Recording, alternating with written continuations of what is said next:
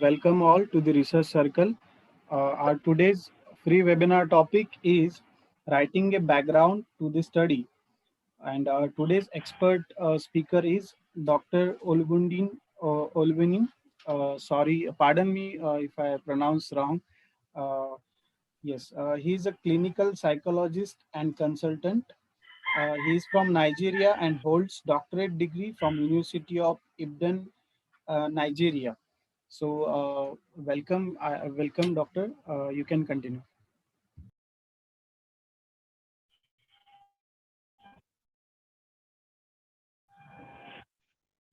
All right. Thank you. Hello.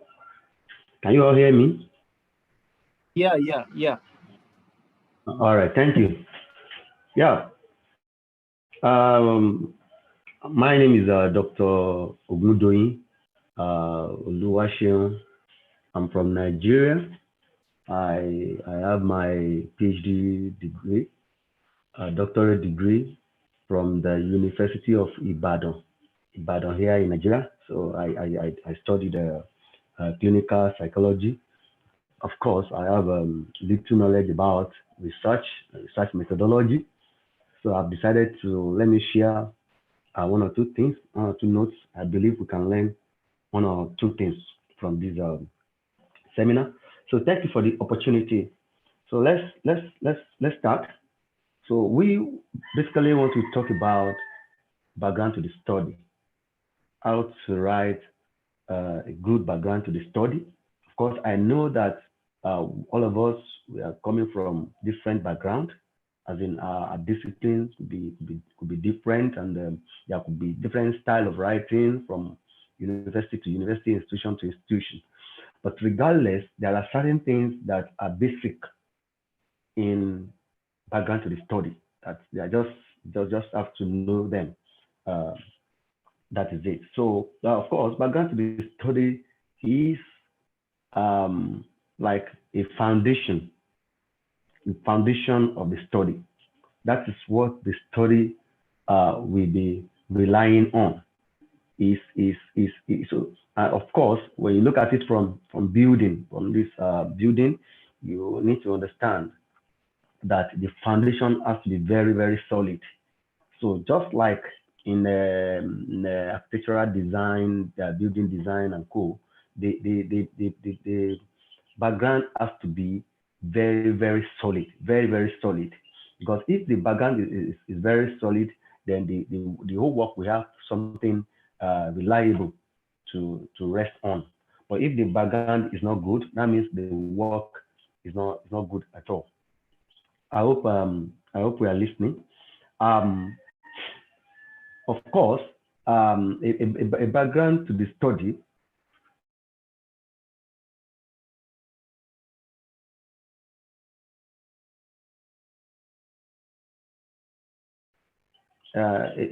show needs to inform the reader the study what it that if picking this study, you are reading the study as a reader, you will find the study interesting, you will find the study will be impactful, the study will contribute to knowledge, whether empirical knowledge or theoretical knowledge. So background to the study is very important. Once you have the background to the study very sound, very solid and okay, then your study it shows, it signifies that that that your study is going to be a very good, that is going to be a very good one, that is going to be an interesting one, and it's going to be worldwide. So that is what background to the study is all about, and it's important. So let's just move. Then we ask can ask a question from there. Then we can continue. Now, under background to the study, I will share about three aspects. So let's first deal with this. Under background to the study, what are you going to be discussing? Under background to the study, what are you going to be discussing? The main thing that you must understand in every research topic is your dependent variable. Of course, we all understand that we have dependent and independent variable. Of course, you have independent, you have dependent variable, and you must have population. You must have a population at least for research topic, except in some instances where the topic might not be as elaborate as that. Now, but majorly you have dependent variables, you have independent variables, you have population, the target population, and so on and so forth. So, but the main problem of every research is the dependent variable. The independent variables or variable, we are only using those variables to understand the dependent variable. So, the dependent variable is the main problem that we are trying to maybe consider, unravel, or investigate. So the background to the study has to start from that end, has to start from the problem, the main problem, which is the dependent variable. So now, under this, you will need to tell us what has been done, what has been done about the dependent variable.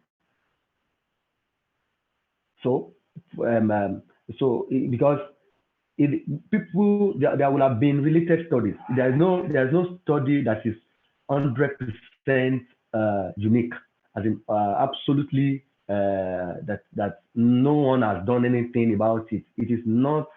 I don't think it is. One can get that kind of a concept of variable.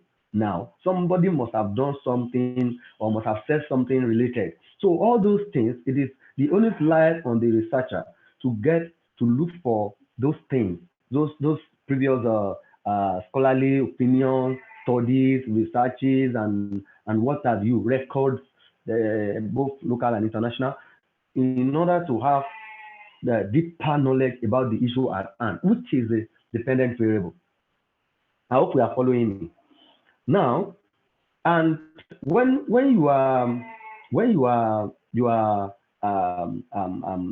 doing all these things, of course, you will need to tell us, of course, what the dependent variable, what the dependent variable is all about, the content, the definition, the components, and what have you, as far as that variable is concerned.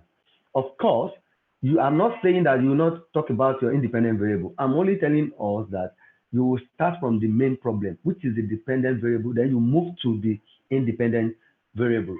And of course, if maybe you are doing some kind of maybe experimental study, whereby you are going to have moderators or covariants, then you now move to all those ones in that order, in the order of dependent, independent, then moderate or covariant. Uh, uh, so when we are talking about the dependent variable, so you need to tell us the gaps, the lacuna, the controversies, findings, the disagreements concerning the problem, which is the dependent variable. You need to tell us the gaps, the current gaps, the current scholarly gaps, or empirical gap, or what have you, the lacuna, the gap that which your study is going to fill, the controversies, because there's some variables that have some level of controversy. So you need to briefly discuss the controversy, the disagreement, the little out of findings, what previous scholars have said about the dependent variable. Then you also need to talk about the maybe the methodological flaws, so to say, that you have identified in the previous study. It could be maybe for instance you first maybe a study used maybe a kind of quantitative, absolute quantitative, just quantitative, and you felt that, oh, maybe quantitative was not sufficient to take care of certain aspect of the problem. So you are now maybe going to use maybe qualitative or mixed design, or you're going to use experimental design. You are going to, so that is the methodological flaw. And of course, you can get these methodological flaws. Maybe well, having read through it, you can understand it. You can also go and learn concerning the limitation to the study. So the author, they always give certain points under limitation. So when you read limitation to the study, then you'll be able to get the lacuna that you want to fill. Some also discuss the methodological flaws, so that you will need to get. So that's it. Um, another thing that I want us to consider. Then from there, you move to the independent variable. You move to your independent variable. So by the time you get to your independent variable, you tell us what are they. What are these, as in by definition of the constructs. Then you also talk about what the construct have been how important is a construct.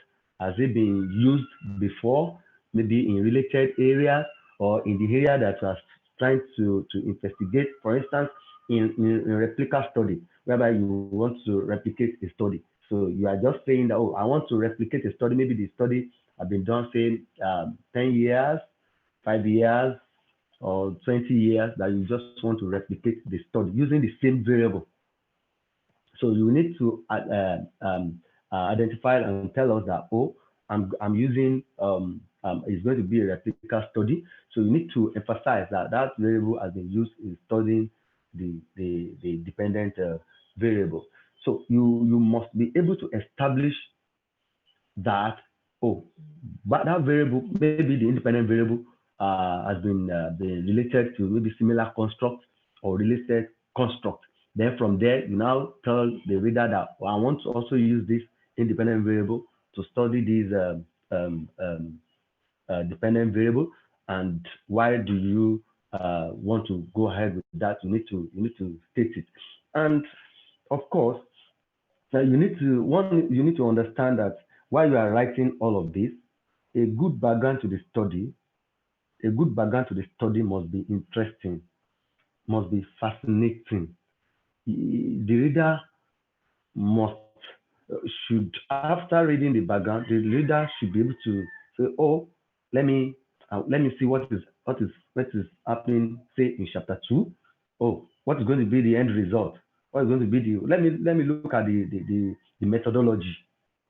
Oh, after the methodology, oh, this is interesting. Let me look at the results.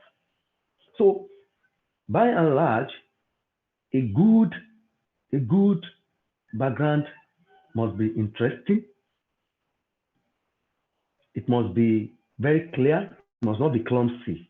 It must not be clumsy. That is, it must be structural. You can see the way I said it the other time, that you start from at a point, you move to the next point.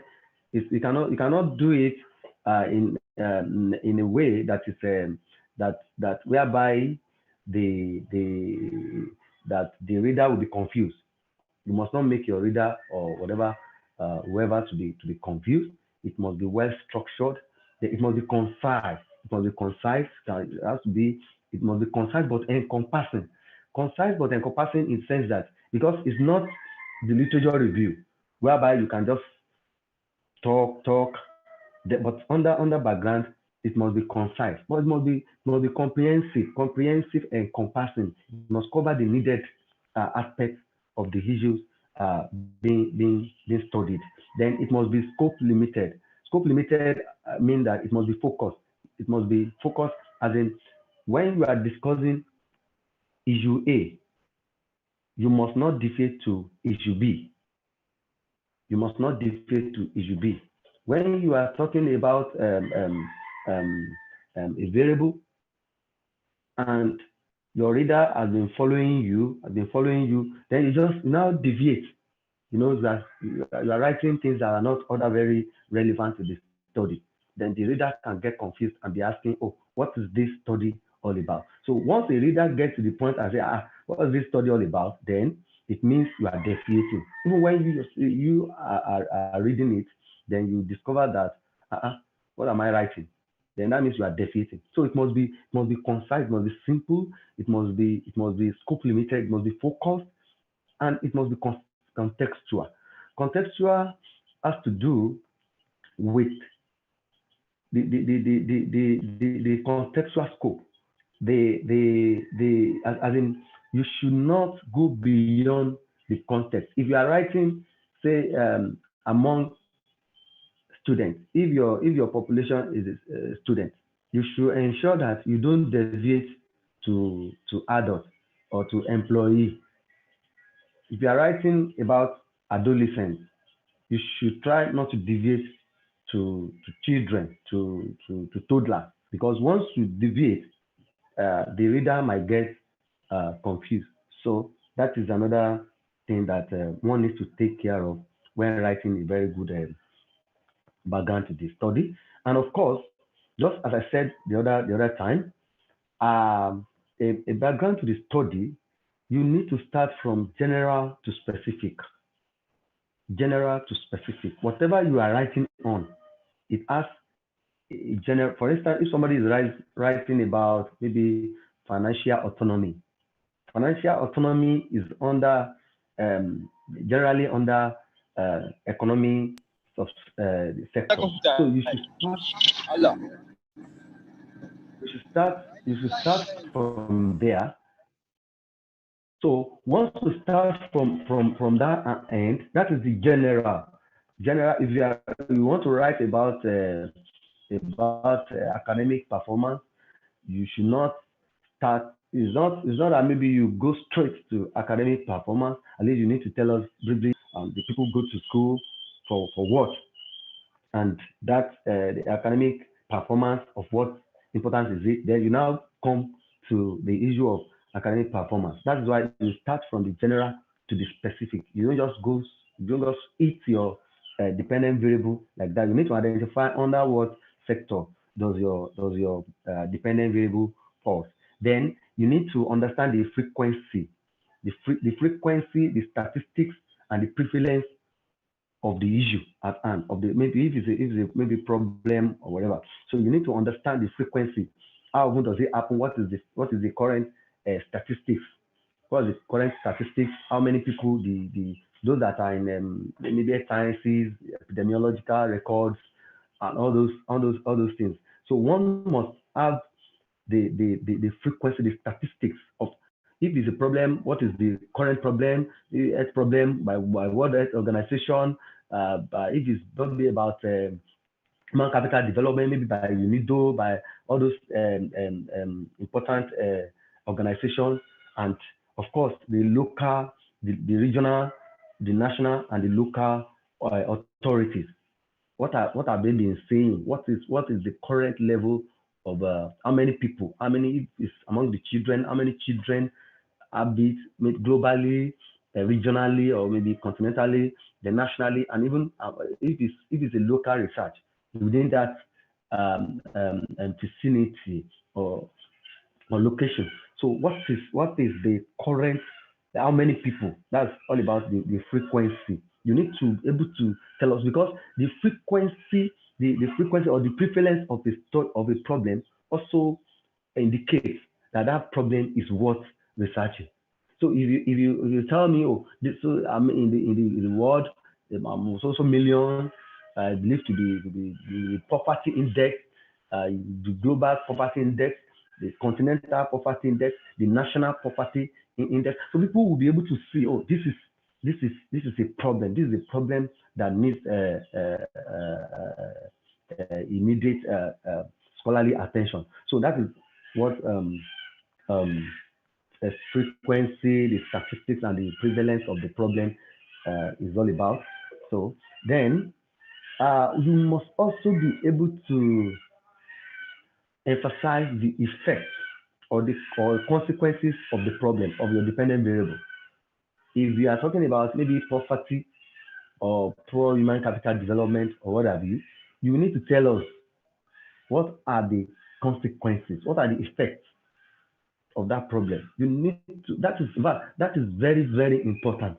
That is what makes that issue a problem. If a scholar or a researcher cannot carefully write this section of background, that means the in fact the work, the whole study is meaningless because it is because of when we you have issue at hand, it becomes a problem once is having negative consequences on people, negative consequences, and of course, you need to emphasize that if things, necessary things are not being done scholarly and empirically and maybe by stakeholders or what have you, then let us see what could be the consequence or what are the consequences, what are the likely consequences maybe in the next 5 years, in the next 10 years, of course, the kind of scholarly projection. So that is why. So if you are able to, you need to be really, really, really be able to emphasize this aspect of the study because this is where the real issue is. What are the consequences, the effect of the issue at hand. So if you are not able to to to put this in a way that one will understand, that means the reader will not the reader will not want to go further. So that is it. So this aspect of research is very, very, very important. And of course, under background, you still need to talk about the methodological issues, just as I've identified earlier. The methodological issues. How has it been studied before? How, as in the dependent variable, how has it been studied before? The how is very, very important. So by doing all of this, you'll be able to identify the gaps. The gaps within you can maybe you are approaching, you want to use another research design or research methodology or what have you to study the problem. So that is maybe somebody has used maybe just a descriptive design just to describe the problem. Now want to go further, maybe by using maybe you want to use maybe mixed design or experimental study or what have you. So that is where the methodological issue is concerned. If you are using another methodological issue, the reader may want to see, oh, let me read to the end, let me go and look at what is the result. Does the result differ from the earlier methods that had been used by scholars? So one must be able to also identify this. Then let me quickly rush through the some of the steps, simple steps that one can take in writing background to the study. First, you must have what I call cognitive map of the study. You must have cognitive map of the study. Once you have a topic, once you have a topic, you should be able to understand the topic. It's like you want to have a structure. You want to construct a structure. Of course, you take it to an architect who is going to have who is going to design the structure or the building or what have you. Now, before the architect will start something, he will first of all put his creative mind. Then he will then so also a researcher. A researcher must be able to see even the end from the beginning. It's not that you now say, oh, variable A must have relationship with variable B. No, that's not what we are talking about. What I'm talking about is that a researcher should be able to have a cognitive map of the whole study. So once you have been able to have that cognitive map, then that will guide you in gathering and reading previous scholarly efforts, researches, and records by scholars, by organizations, by bodies, by recognized professional bodies, professional associations, international non-governmental organizations, because all these bodies, they do have their reports, and these reports are always very important that a scholar must be able to get. So you must be able to gather and read all these previous efforts, both old and current, old and current. You need to understand, because there could have been maybe some level of dynamics between the old and the current effort. So you need to or result. So you need to understand that it is very important for you to compare what has been happening and what is currently happening about the issue that you want to go into. Then you should also, so while you read this scholarly effort or this national effort or what have you, you must be able to take note and or bookmark the needed aspects. The needed aspects. That's why I said that you must have the cognitive map. You must already have cognitive, because like, if you don't have the cognitive map of what your background should be, even while you are reading, you just be reading for reading sake. But once you know that, oh, these are the things, as I've identified them earlier, these are the things that must be in my background to the study. These are the various sections that I want to cover. Then, once you are reading and you come across an aspect that is relevant to your study, you can maybe circle, you can make a circle, or you can just underline it. So then you now be separating them and say, okay, oh, this one is for the definition, the component. Oh, this one is for frequency. This one is about effect and consequences of the problem. This one deals with methodological problem. So you must be able to identify the areas that you need in all of these previous studies or papers or journals or reports. So then you must also check, just as I said earlier, the time series. You must be able to find the contradictions. Do we have contradictory results or findings? Do you have contradictory figures?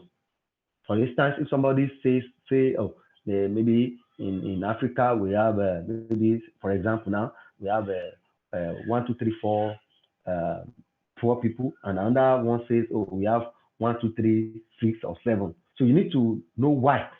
Why? Maybe the method, maybe the time, or so you need to really understand what brings about the contradiction and what you intend to do.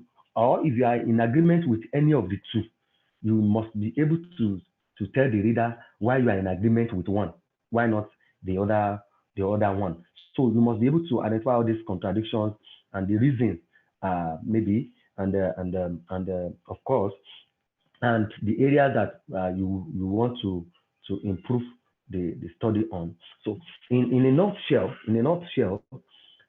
a background to the study must be very interesting, must be very captivating.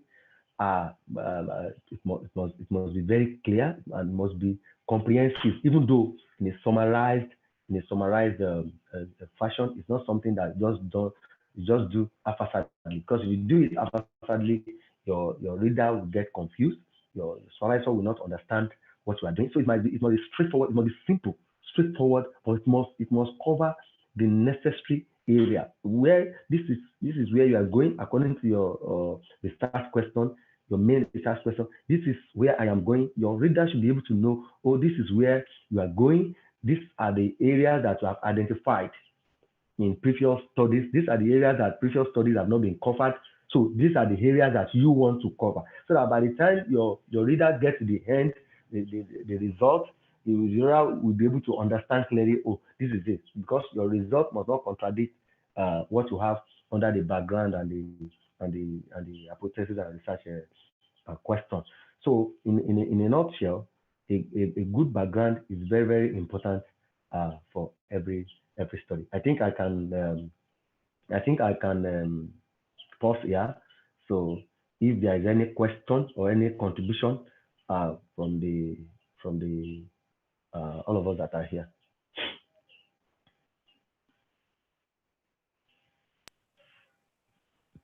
Someone has any question, they can unmute yourself and ask.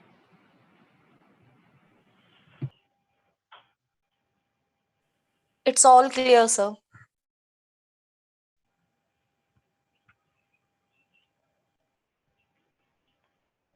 Okay, you can also drop comments, can drop chats. So that once I read it, I discuss it. Sure. Oh, We'll try to provide the email ID of yours. If anyone has any question, they will email you directly. Will that be fine? no problem. I will drop it so that everybody can copy. Okay.